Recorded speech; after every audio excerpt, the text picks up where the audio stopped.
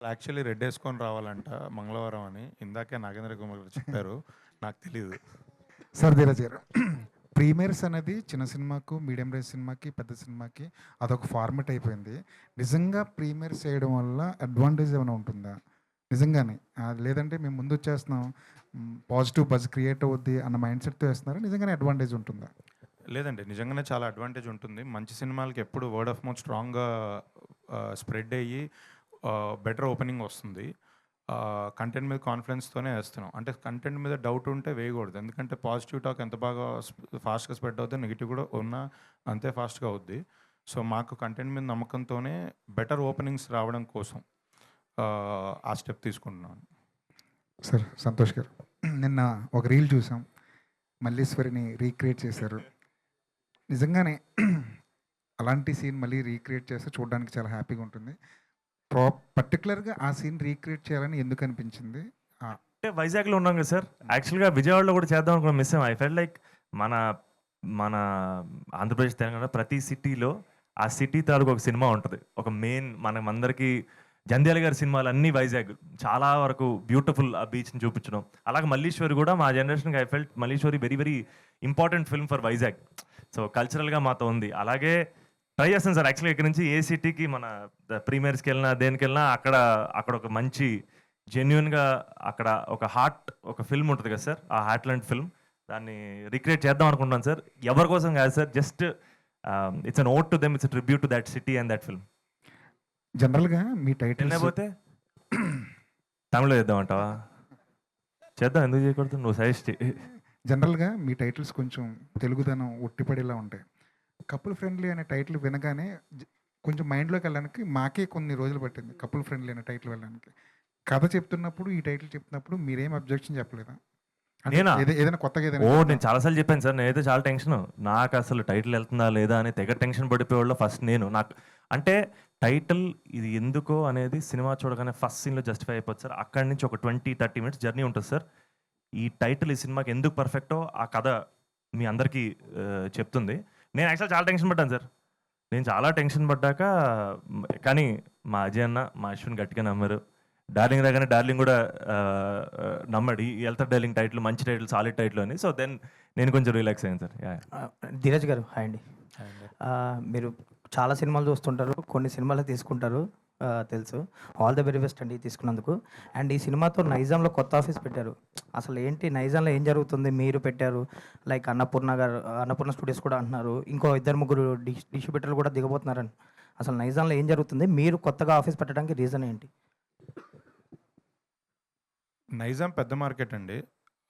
Obviously ఒక డిస్ట్రిబ్యూటర్‌గా నేను cinema చేస్తున్నప్పుడు నాకు ఏదైనా కమిషన్ వర్కౌట్ అవ్వాలన్నా, రెవెన్యూ గాని ఉండేది మేజర్ నైజాం. సో, సినిమా మీద కాన్ఫిడెన్స్‌తో ఈ సినిమా నేనే సొంతంగా చేసుకోవాలి, ఎవరికి ఇవ్వద్దు అని నేను నైజాంలో ఓన్‌గా చేసుకోవడానికి వచ్చాను. నైజాం విషయంలో ఒక్కొక్కళ్ళది ఒక స్టాండ్.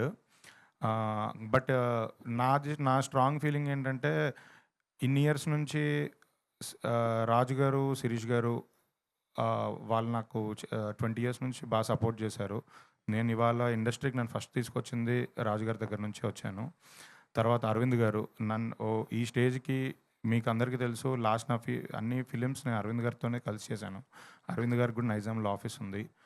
మైత్రి, రవి గారికి, శశి గారికి వాళ్ళకి ఆఫీస్ ఉంది. ఎవరికీ ఏమి ఇష్యూస్ లేదు. నిజంగా నేను ఈ సినిమా సొంతంగా చేసుకుంటా అంటే అందరూ నాకు సపోర్ట్ చేసి ముందుకు తీసుకొచ్చారు. అన్నపూర్ణ కూడా, సుప్రియ గారు, సాయిబాబు గారు కూడా నాకు బాగా క్లోజు. సో, యాక్చువల్లీ నేను సొంతంగా చేసుకోవాలనుకునేది నా పర్సనల్ రీజన్. ఈ సినిమా మీద నాకున్న కాన్ఫిడెన్స్‌తో నేను ఇది గట్టిగా, బలంగా పే ఆఫ్ చేస్తది. దాని ఫ్రూట్స్ ఏదైనా ఉంటే తిందామనే ఒక ఆశా స్వార్థంతో నేను చేసుకుంటున్నాను. బట్ వేరే ఇష్యూస్ ఏం లేవు. ఎవరితో ఏ ఇష్యూస్ లేవు.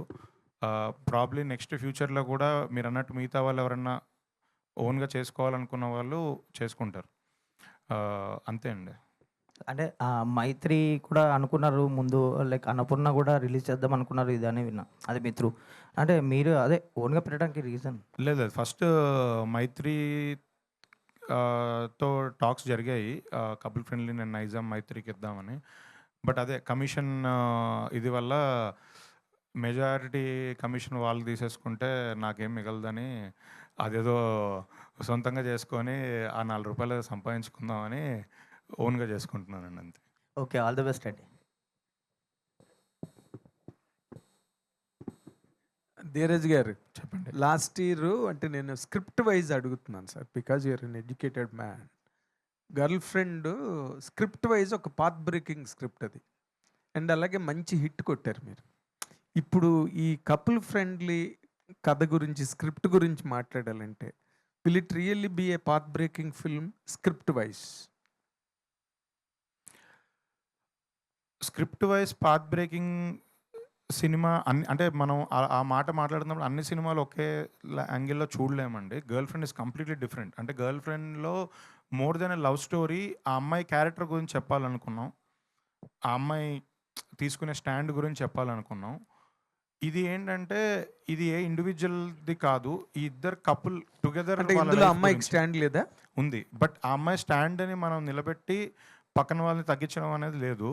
ఇద్దరికి ఈక్వల్ జర్నీ ఉంటుంది, ఈక్వల్ పాత్ ఉంటుంది, ఇద్దరికి ఈక్వల్ క్యారెక్టరేషన్ ఉంటుంది.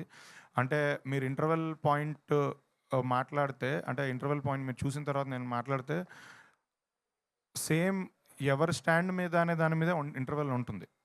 తన ఒపీనియన్లో తనేంటి, అబ్బాయి ఒపీనియన్లో అబ్బాయి ఏంటి, దాని మీద ఇంటర్వెల్ ఉంటుంది. సో ఆ స్టాండ్, క్యారెక్టరైజేషన్స్ అవన్నీ పర్ఫెక్ట్గా ఉన్నాయండి. బట్ గర్ల్ ఫ్రెండ్తో కంపేర్ చేయకుండా ఇది నేను చెప్పేది ఏంటంటే ఇది ఒక feel good emotional love story.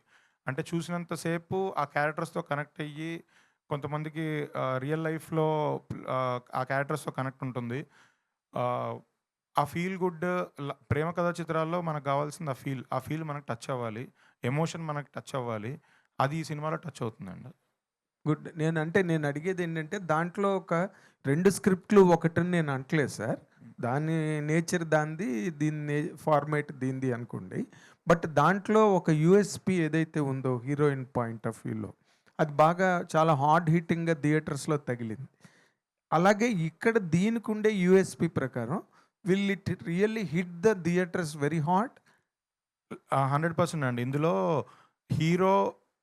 Heroine కోసం ఏం చేశాడు, ఏం నిలబడ్డాడు అనే పాయింట్ గట్టిగా తగులుతుందండి ఖచ్చితంగా. గుడ్. మంచి మంచి సబ్స్టాన్షియేషన్ ఇచ్చారు మీరు. Good luck. Shobhan and both of you can answer this question, because ఇప్పుడు ఈ కపుల్ ఫ్రెండ్లీ అన్న దానిలో as far as to the extent we have seen that trailer, తర్వాత సినిమా చూస్తే కానీ అది ఏంటన్నది తెలీదు. మీరు ఇద్దరు ట్రై చేశారు దాని గురించి చెప్పడానికి, but still the doubts are lurking in me. దీంట్లో ఈ కైండ్ ఆఫ్ కంటెంట్ని యూత్, బేసిక్గా ది యూత్ టార్గెటెడ్ కంటెంటే ఇది.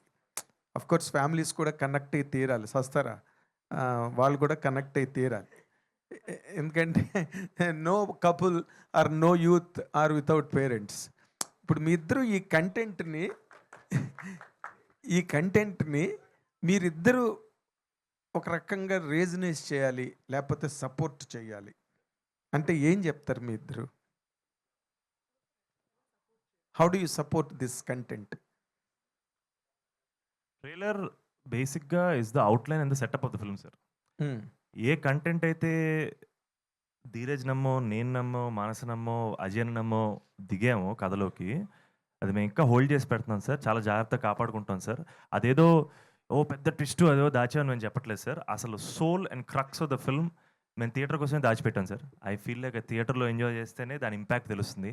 And that's where the heart of this film is. And అదే sir, waiting to meet you all in the theatres. I think it will be nice to see it there.